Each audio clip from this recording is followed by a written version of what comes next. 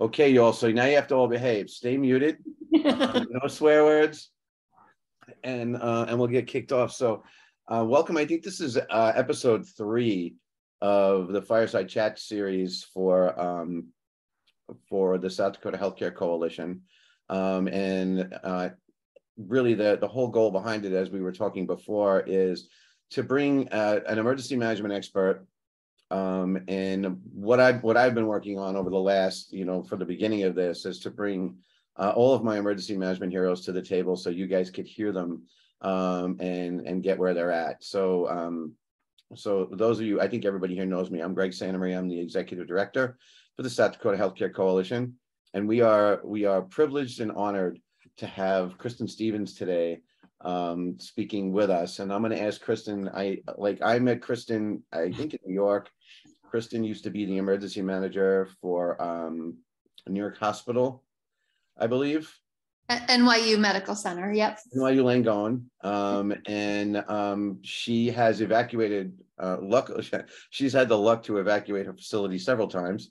And that was her claim to fame. And I always love the story of during Hurricane Sandy, when her facility was filling with water. I was already trying to book her to speak at our conference. Exactly. And you got to jump while the iron is hot. So Chris and I go back a long way, and I'm going to hand over the I guess the mic to you, and just tell everybody a little bit about your background, where you've been, what you're up to, and then we'll kind of get into AmeriCares and the whole topic of discussion today.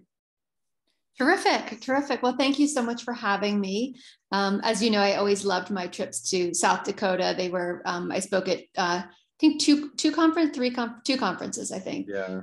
But they were always two of my favorites, just, great audience engagement, interesting people, always terrific trips. So thank you. It's good to be back with the South Dakota gang again. So I have been in the field of emergency management for about 15 years or so. And I was an emergency manager for the New York City Health Department. From there, I went to NYU Medical Center, and I was there for about 6 years, including the evacuations for Irene and Sandy, which is what originally brought me to South Dakota. And I was there probably after Sandy. I was there for like another year and a half or so, and then I left and started doing my own consulting, and that was largely, it was sort of driven by two different things. One was that because of Sandy, I got to do a lot of traveling around the country, seeing different things, meeting different people. And it really made me feel like I wanted to expand my horizons of who I was working with, where I was working, and, sort of move beyond kind of the one hospital or hospital system that I was working in. And it was just feeling, a year and a half after Sandy felt like a good time to go, had sort of gotten through a lot of the major recovery work. And so then I started consulting. I did that for about 4 years and had a fantastic time doing that. And one of my clients was AmeriCares, and they quickly became one of my biggest clients. Following the 2017 hurricanes, Harvey, Irma, and Maria, I ended up designing a health center resilience program for them. And then they brought me on to run the program, and I've been here ever since. So it's been, for those of you who don't know AmeriCares, we are a health-focused relief organization. It's an international organization. We work in about 90 countries around the world. The scope of that interaction with those countries can be anything from donation of medical goods, medical supplies, to full-on programming. We have offices in a number of countries around the world. So far, my programming has been done in the US, Philippines, and El Salvador. And then I feel like there's one more and I'm missing. We had a small something in Nepal at one point. And then we're gearing up for a couple of new countries, to bring a couple of new countries on board in the next year or two, which is very exciting. So I think maybe now that I think about it, I think you might have spoken 3 times, because I remember something about Nepal. when you came and spoke. I'm not necessarily I sure. did speak about Nepal. Yeah, that's right. So it would have been 3 times. Yes, because I did come and speak about Nepal at one point. Well, it's always good to have someone who goes out on exciting adventures. It's always like, hey, where's Kristin Stevens? Oh, she's in the rainforest right now, and she'll be back. She might be back in a month or two, and she's Yeah. working with this group or that group, in some far off place. So it's kind of exciting. Yeah, that was one of the biggest adjustments when COVID happened, was just putting a stop to all of that travel.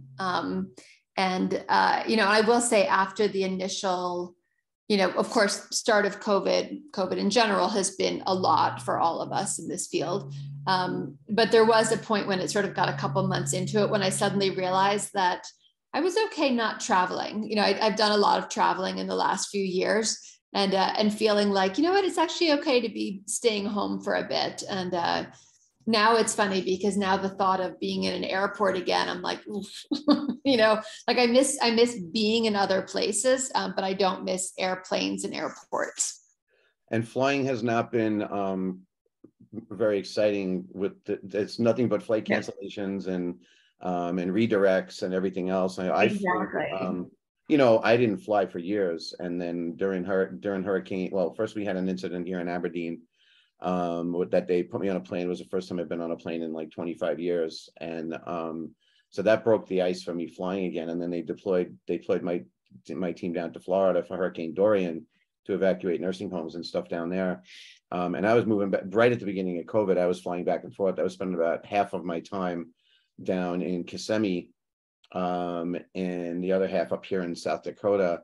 And I flew through the first part of the Corona experience. Yeah, wow. And I went through really packed airplanes to always being upgraded to first class, because I was one of 3 people on the aircraft. Right. And then now I'm spoiled, and I get back on a plane, and there's a lot of people again. I'm like, hey, I want to fly first class now, and the upgrades are fewer and far between. But for the most part, yeah, most of my work has been here, but it's clearly I don't match up to your travel experience internationally. Yeah. But it really is a lot of fun. One of my questions was Americas and the work that they do. So you kind of answered that already. And I kind of want to go in 2 different directions, and this is the surprise attack on you now. So I know you probably have the same interests as I do when it comes to the vulnerabilities in emergency management and the big gaps that are there. So the first thing is, we'll talk a lot about climate change, and there's a whole big debate about climate change, and whether it's real or whether it's not, what it does, and so on. And we know that there is impact on the environment. That it's out there. And the other part that I really continue to focus on, even here in the coalition, is the impact on vulnerable populations. Yes. People who are impacted the most, who have the least amount of protection and the least amount of preparedness. When I was working through academia, I did a lot of research on Hurricane Katrina, and all of the vulnerabilities there. And I don't know if anyone here is watching, or if you've even watched it. They've turned 5 Days of Memorial into a mini series. So if people didn't read the book, if people didn't read the book, and you're more into watching, a story unfold on television, I think it's on Apple TV Plus, and it really highlights it. I mean, it highlights the failure of hospital preparedness at the time in that area, but it also focuses really on the failure of preparedness globally. And how the vulnerable populations and people who had very little had to survive or not survive that incident. And I think today we're still in that quagmire that we have these populations out there that we are not, where we do our best, that we say we're preparedness experts and all that, but we don't keep them in the loop. And one of the things that I'm trying to do in our strategic plan this year is to bring more of those populations you know, our immigrant populations, our refugee populations, you know, and the folks that live on the, like, I don't want to say they live on the fringe, but they live outside the regular mainstream culture in their own cultures within our protective arms. So tell me about climate change. Tell me about the work that you do, and you know how that impacts for the good of the end users. Sure. So, so we look at climate crisis as a global emergency, one that is here now. Just look at the pictures of Pakistan flooding now, drought, heat. You know, there are rivers drying up in Europe, in China. You know, there are global environmental impacts happening right now due to the climate crisis. And we look at it at AmeriCares as, you know, we respond to disasters, right? We respond to, I think about 30 disasters a year as an organization. And we work to support health centers in both their day-to-day management, right? Their day-to-day implementation of healthcare services, their day-to-day resilience, and then we work with them during and following disasters. We look at the climate crisis as being a global emergency that they are already responding to and are going to need to respond to more in the future.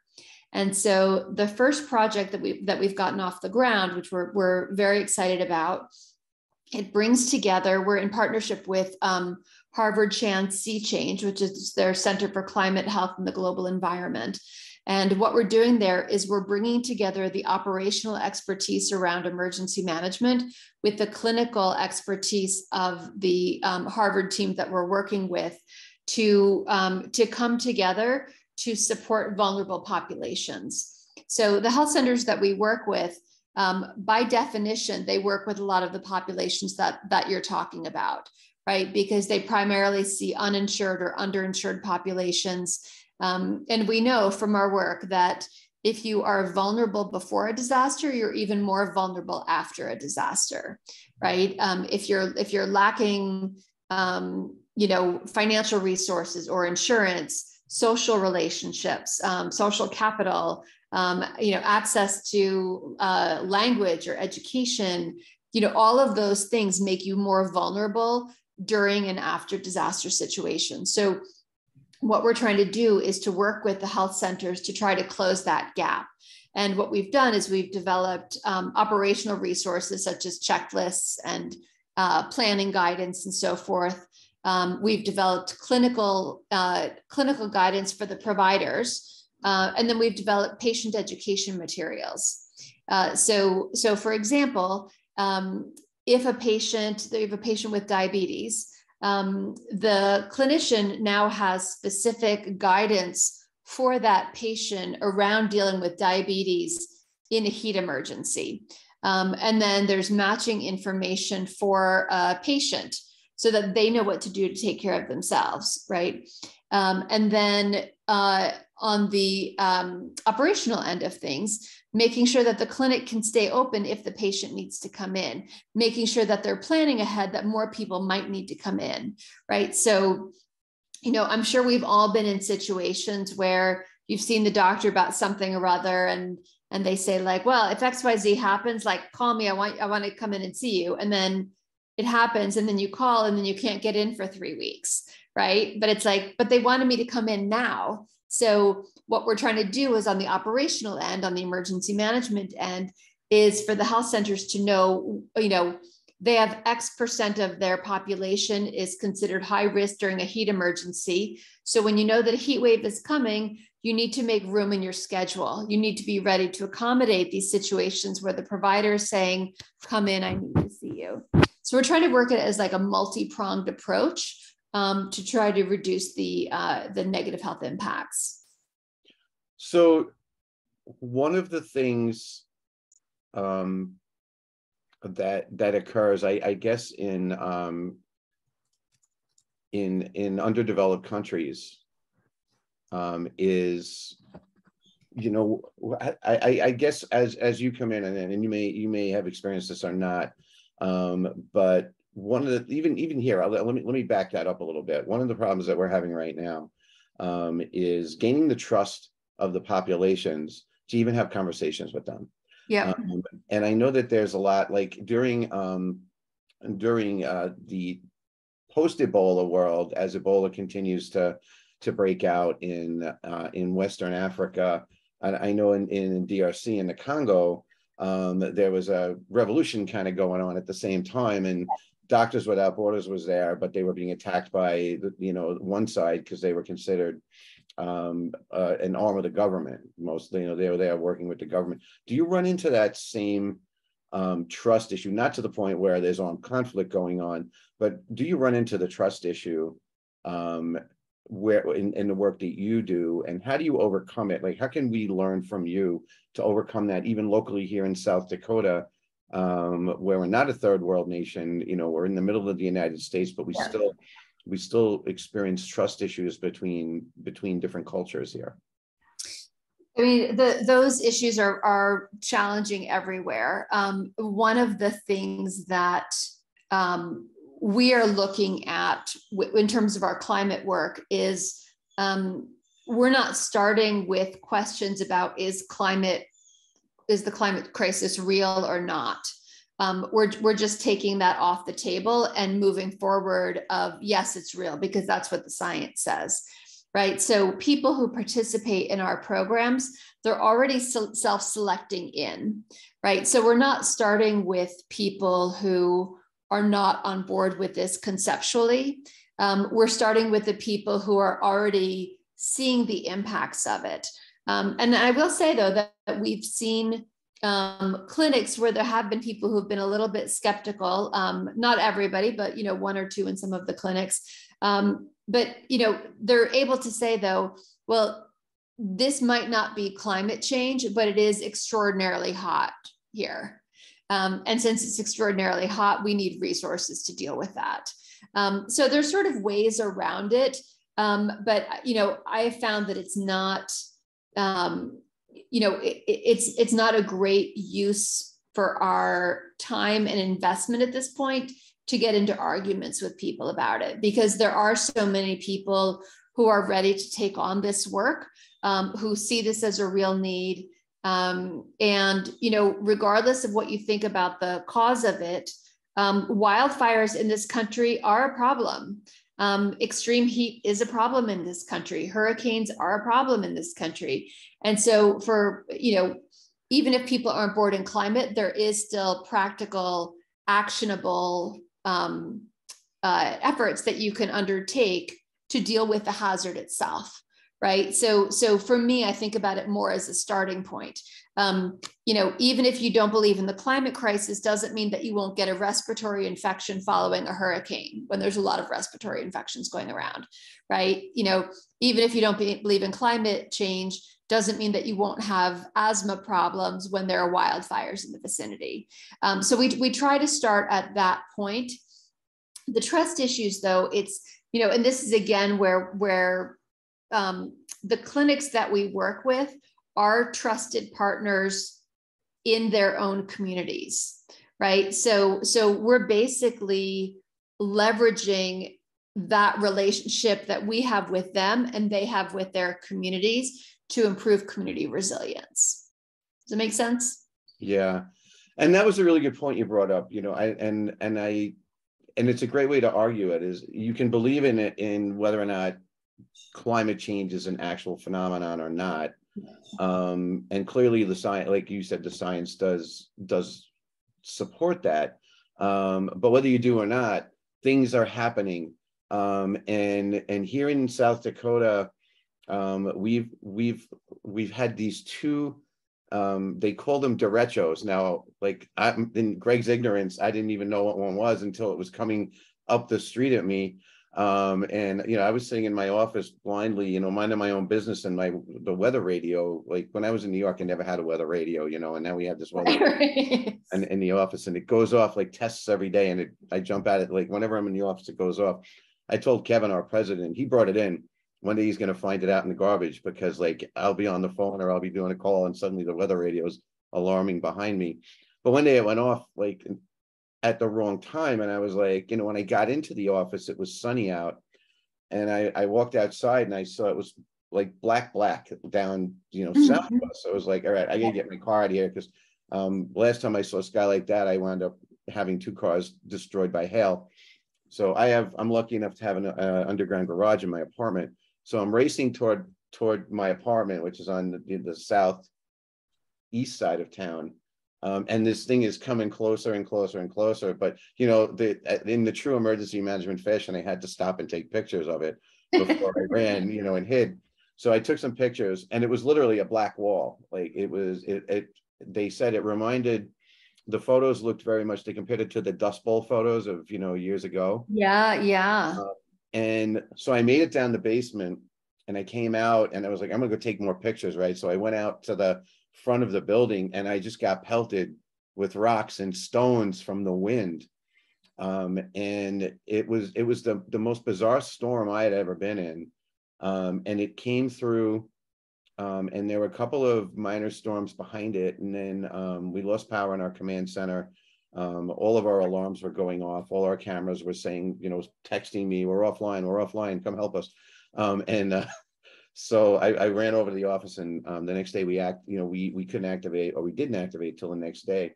And a couple of weeks later, we had the same kind of experience with a lot of different, these 100-year storms. So basically we had these 2 major storms in the 16 years I've been here. I've only seen it once before, and not to that extent, but these 2 major storms within a month of each other. Yeah. And regardless of the cause, whether it's, you know, just a freak of nature, or because the climate is changing, the impact is real. Exactly. And I think that's the best way to get around, you know, conversations around, because I think in a lot of places, the discussion about whether or not climate change is real can become a distraction from getting the actual work done.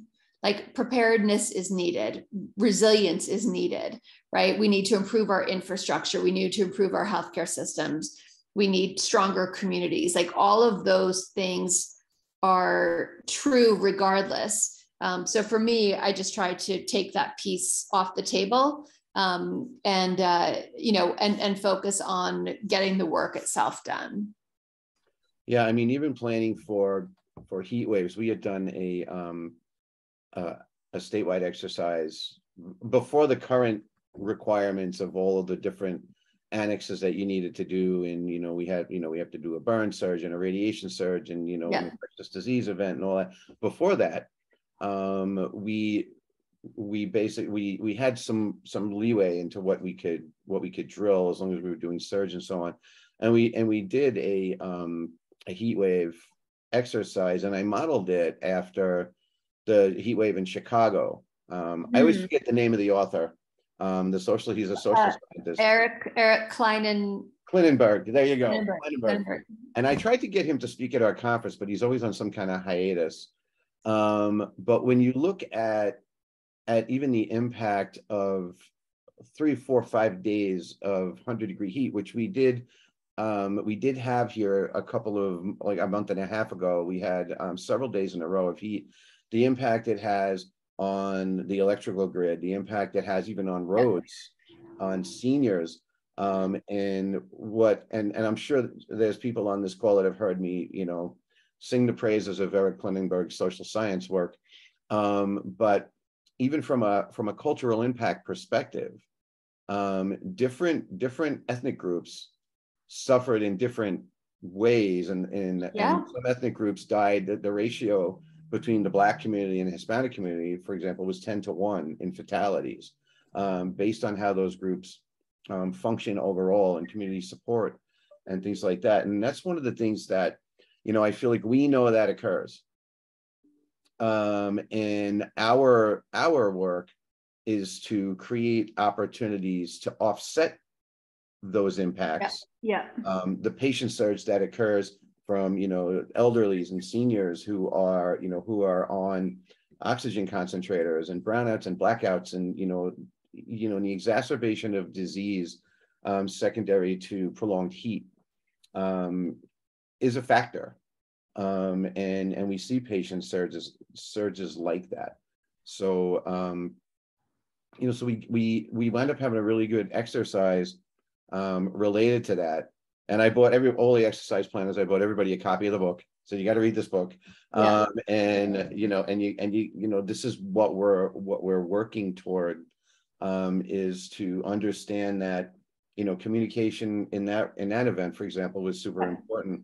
There was a lot, I think the governor or the mayor was on vacation, and there was a lot of failed decision making, and no one really took charge. And the first people who saw the change was actually the first responders, who were starting to pick up on the increase in call volume. Exactly. Well, and I think one of the big challenges with heat as a hazard in and of itself is that for those of us who've been in emergency management for a while, heat's always been the boring emergency, right? Like, it's hot, it's getting hotter, it's really hot. Like, it doesn't have that same, it doesn't have the drama of a hurricane. It doesn't have the drama of a wildfire. If you look at the photos that get published about heat waves, right, it's always like people eating ice cream, or like people wearing shorts by a city fountain, or, like, it's always people who are, outside eating, drinking, cooling beverages. It makes it seem like a normal day. And some of it also sort of looks like summer fun, right? It's like kids playing under sprinklers, right? The photos are not seniors dying alone in their unair conditioned apartments, right? Like, the pictures are not people being unwilling to go to the local cooling center because of the level of day-to-day violence in their neighborhood, that they're afraid if they leave their apartment, then somebody's going to come rob them, right? Like, it's not those pictures. It's not the pictures of people who are on, ventilators at home or something, and the power goes out. But heat itself is the biggest killer of natural hazards in this country. The biggest killer of people comes from heat. But it doesn't come with that same sort of drama, right? There's no weather impact. I mean, even when you look at the maps, right, it's just sort of mostly red, right? And, and it's like, you can see that for the whole country, and like the whole country is mostly red at times. And, and it doesn't have that same kind of engagement. And so I think that's also makes it such an insidious threat, is that it doesn't get that same kind of attention, and yet it's the one that's killing the most people. And I think that's a huge missed opportunity. And that's a good point, because the heat maps, as you were talking, I was like, the heat map is like a 20,000 foot view of a large geographic area event. And when compared to even a severe line of storms that would blast through here in the summer when it's humid, and like I've learned now, I can wake up in the morning and go outside and say, we're gonna have storms later. Like, you can feel it in the air. And I don't need the weatherman to tell me that. But when you look at the weather radar for those storms, it's way more impressive than a map that's all red and says, well, exactly, it's hot. And that's one of the things that we do deal with here a lot, is temperature extremes. Yes. In the summer, we get, I don't know what the record temperatures were during the heat wave here this summer, but and we go into the winter, and where we have days that are 20 below and wind chills are 50 below, and then ice storms come.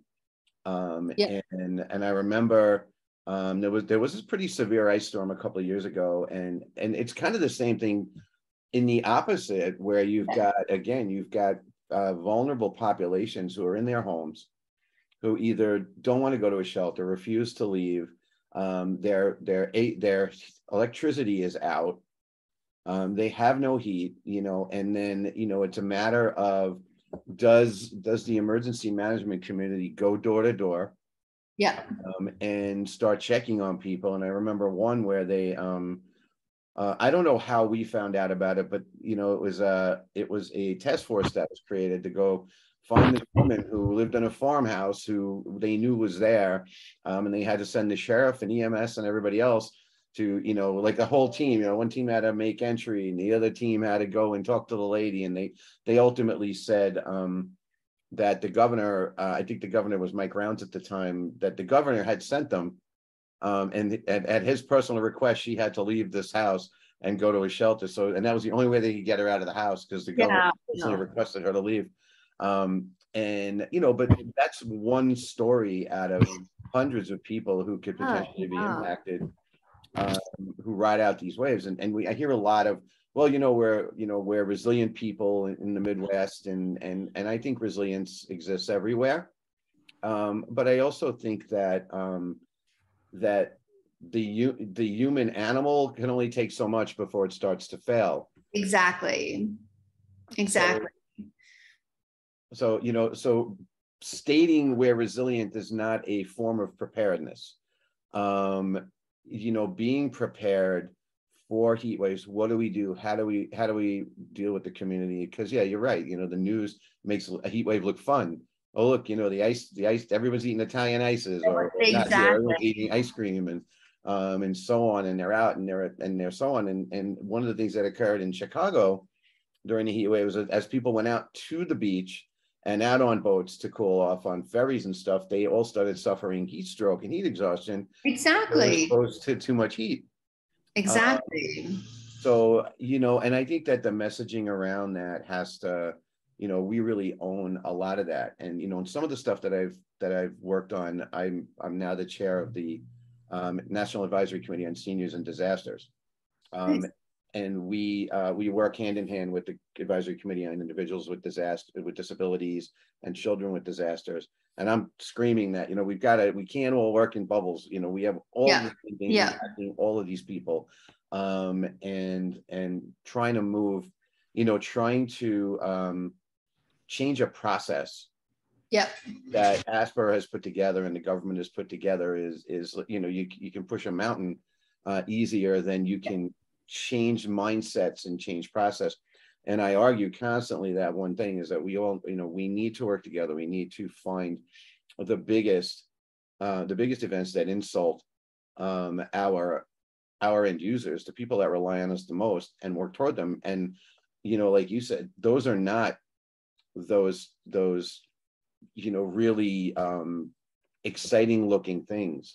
Even hurricanes, like down in Florida, Hurricane Dorian veered off. We got very lucky with our evacuation, in the sense that it was just hovering. It sat over the Bahamas for a day and destroyed the Bahamas.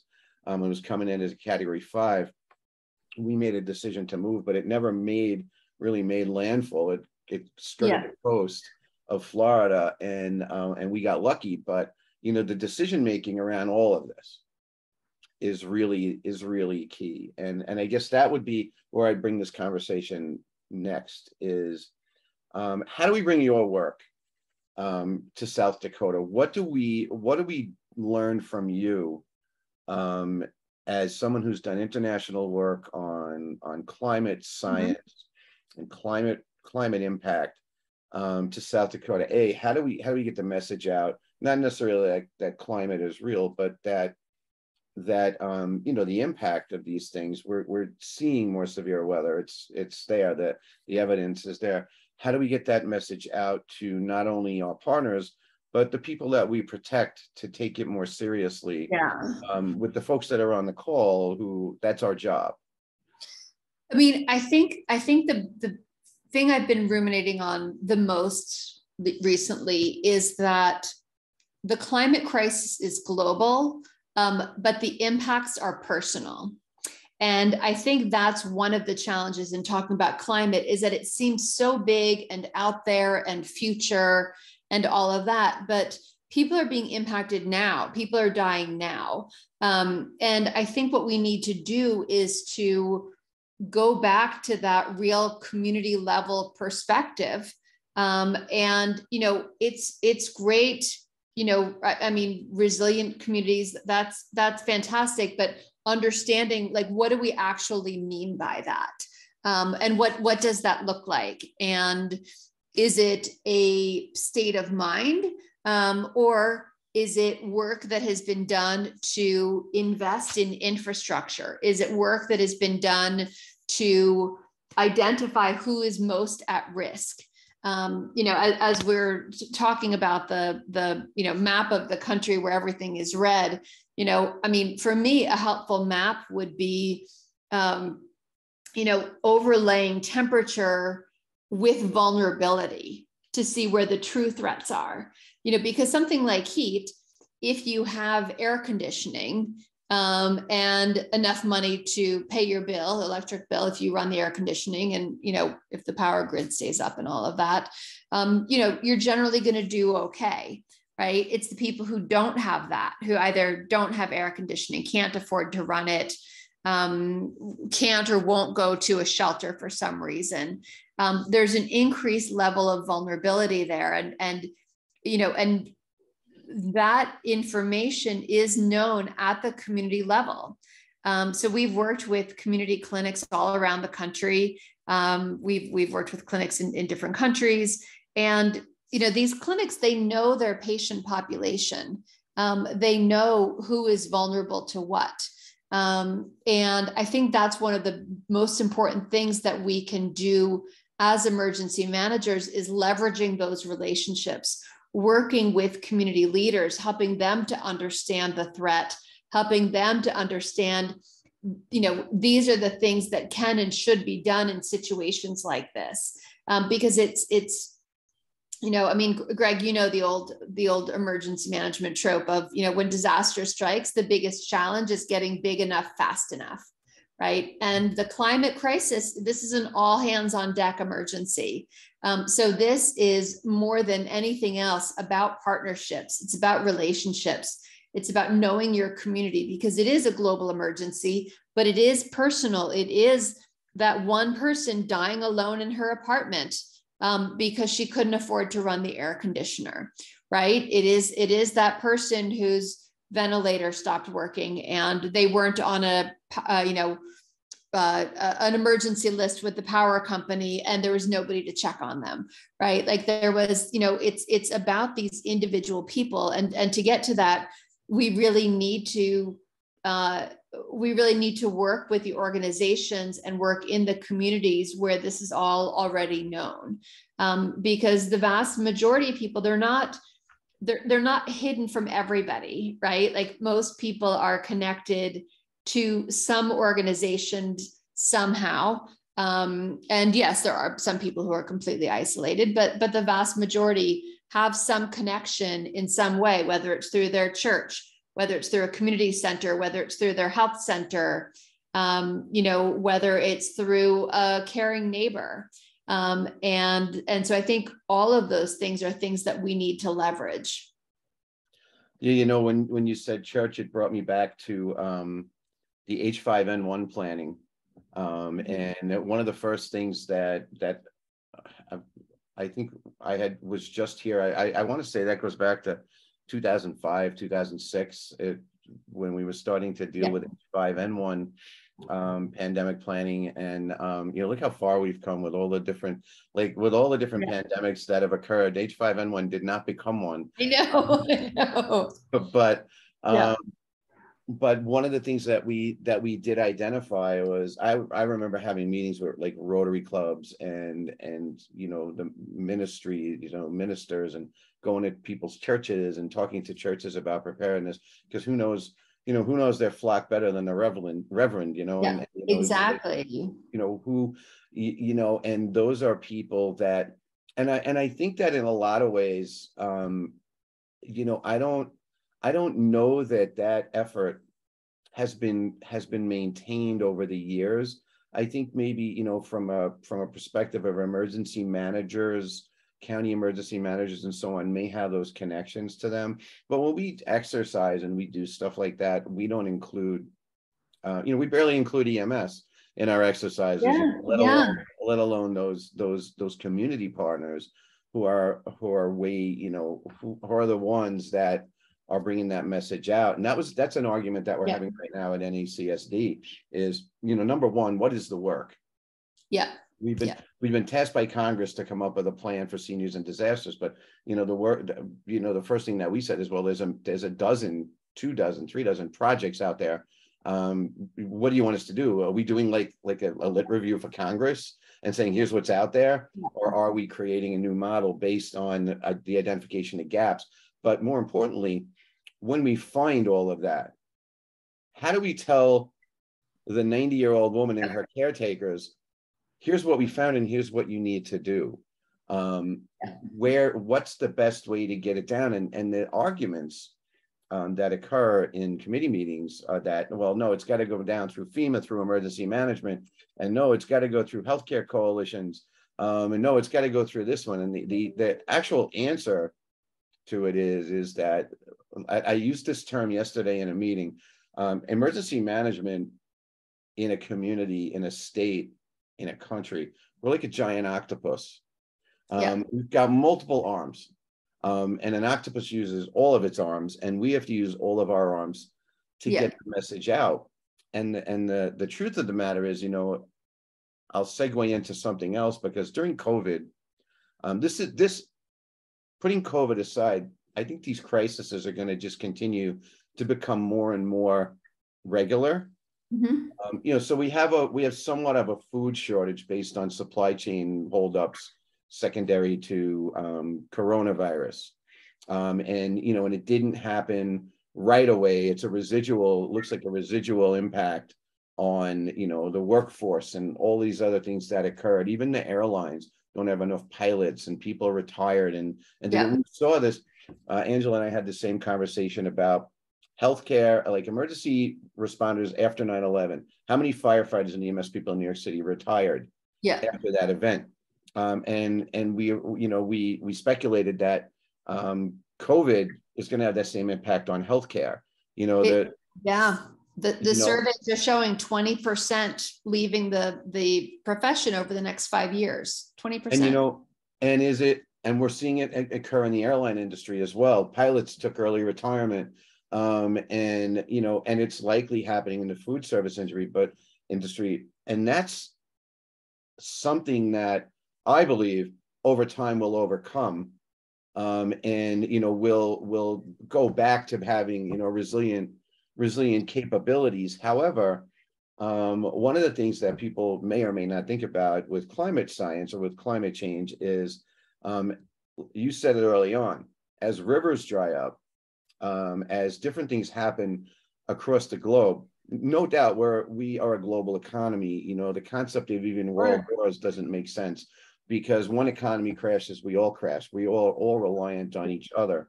So as food sources become scarce, populations relocate, and that causes wars, which causes, again, the breakdown of infrastructure. And this is a good opportunity for us. So people don't think I'm getting just too far off into, down a squirrel hole here. This is a good opportunity for us to determine, what are we going to do if food shortages become a regular thing?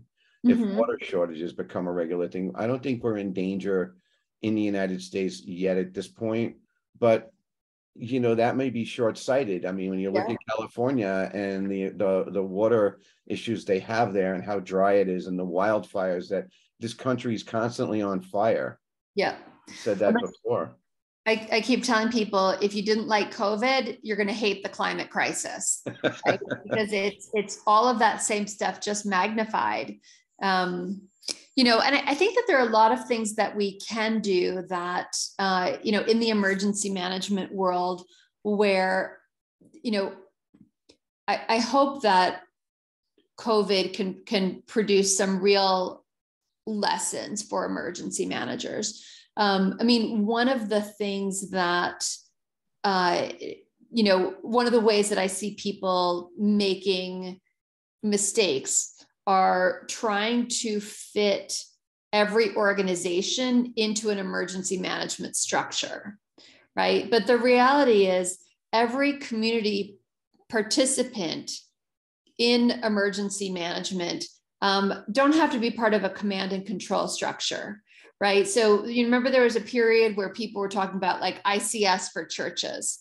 It's like the churches don't need ICS. Like the church just needs to be the church. And what we're looking for from the church is, can you communicate with the members of your congregation? Can you get a message out to them? Can you leverage your trusted voice to help them do better for themselves and for their neighbors and their community during a disaster, right? And I think that's one of the big things that emergency management needs to be thinking about is, you know, everything gets so about like the little boxes on the org chart and how do all the pieces of it fit together.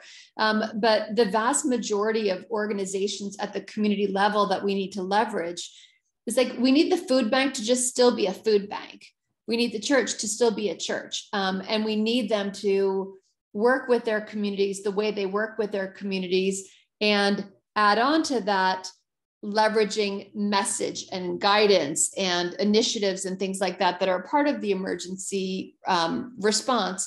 But we don't need them to change how they do their business, right? And I think that's so often been, you know, many emergency managers have thought a little bit too narrowly about that, of sort of, you know, where does all of this fit in with the EOC? Where does all this, you know, and people spend so much time kind of drawing the pictures without realizing like there are whole infrastructures in communities that work fine the way they work now. So we need to meet them where they are, right? So we're not going to change every church to fit the structure. We need to adapt the structure to fit the church.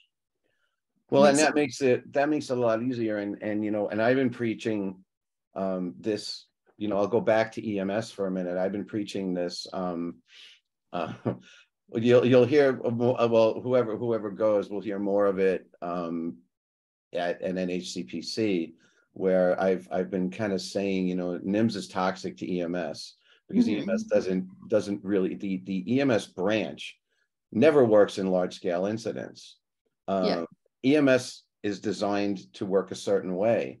The church is designed to work a certain way, and the food bank is designed to work a certain way. And the cardinal rule of NIMS, when you go into NIMS, is you don't change what you do every day. And you said that.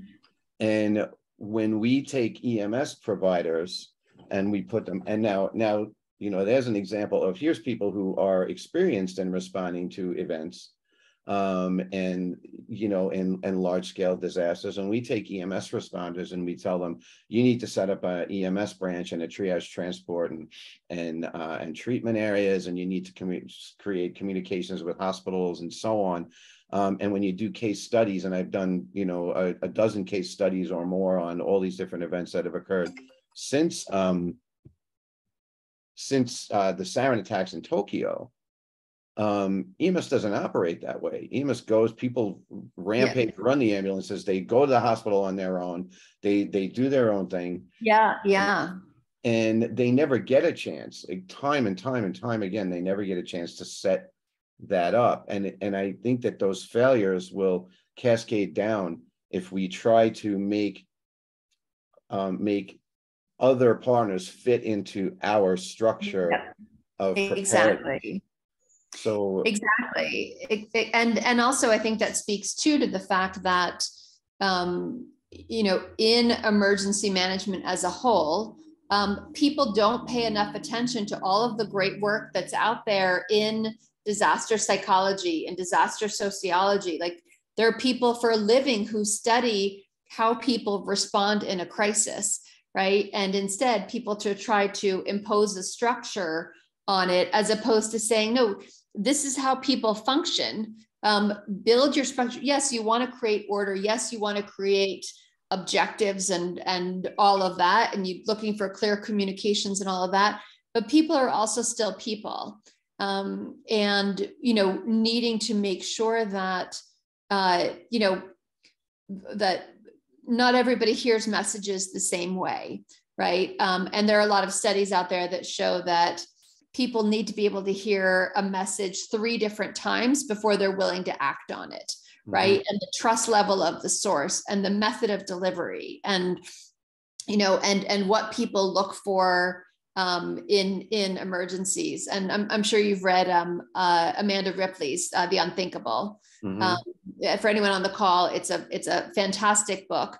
But she talks about how people conceive of sort of trusted authority. She gives an example of a restaurant fire where the order to evacuate the restaurant was given and people were looking for their individual waiter for direction, right? Because that was sort of their person in the restaurant. And, there's so much to learn out there about how people think and how people respond.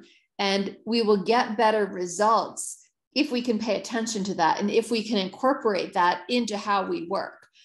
So we can't just say like, well, this is an emergency, I'm in charge, I say this, because not everybody responds that way. And systems aren't designed that way. And there aren't those elements of trust. And, we saw a lot of that in early COVID, where all of a sudden there were all kinds of organizations telling people to report personal information about themselves without telling them what they were going to do with that information, how it was going to be handled. Right. I remember I was living in New York City at the time, and my building management sent out a letter and they said, if you get COVID, you need to report it to the building immediately. They told us nothing about what's going to happen if you report it. What are you going to do with that information? What's the impact? So all of a sudden it's a threatening situation. You're being told to report something. You're not being told what's going to happen with it. Of course, they also told people to individually report their cases with to the CDC. And, I wrote back and I'm like, the CDC doesn't work that way. You can't just call the CDC and be like, hi, I'm Kristin, I have COVID. Can you write it down? Like, that's not how they work. But, but there were some real lessons in there about how populations think and work, and, some big and little missteps that we need to be paying attention to. Well, I'm going to revert back to a Phelpsism, and part of my thought, but I'm going to use his terminology. So before, and it gets into what you were saying before emergency management was this sexy new domain, the sexy new discipline. Scott always says we were our nerdy civil defense cousins, and prior to emergency management being what it is now, all of the work was done by social scientists. Quarantelli was a social scientist. All of these folks who studied human response to disaster, and I personally, I look at the work that's coming out now. Now that we have academics who are emergency management academics and not, and it seems like the social science perspective is secondary to the science of emergency management. And I think that we're losing some of that ground on how people respond to disasters, and we're looking more at how agencies respond to disasters. And we may be failing our own constituents by not including them in how in understanding how they respond. We know how we respond. And we can do that in after actions. But when the science starts moving toward, well, how do these agencies respond? How do we change all of that? We're kind of losing that. The people, absolutely. The biggest key is the people that we're helping. Absolutely. And also forgetting the fact that, if there isn't day-to-day trust in institutions before a disaster, it's not going to suddenly appear during a disaster. Right. And so if there aren't, if a community is struggling beforehand, honestly, some of the best things that we could do to help mitigate the impact of disasters is, alleviating the impacts of poverty, better education, greater food security, better baseline health, right? Like a healthier population fares better in emergencies, right? And so much of that are those day-to-day issues. But it's so hard to get traction on that as part of the larger picture around community resilience. There was I can't remember the name of the project now, but I think it came out of the UN that covered all of that, saying that the key to preparedness is, like you said, better health, food security, healthier water. Yeah. And I remember in one of the classes I took, this particular UN document was like a core item that we needed to like just know. And you know, shame on me for forgetting it, but like there's a lot of stuff, you know, that goes on that you learn, and then it's there and you're like, I know the UN did that. Exactly. And that was identified, and it was a UN climate project that other groups were involved in. But it's true. I think that, again, when you talk about the octopus, there are so many different things that need to happen, and we tend to think within our box. And you know what happens when things go outside your box, and the answer to that is you need to make your box bigger. Exactly.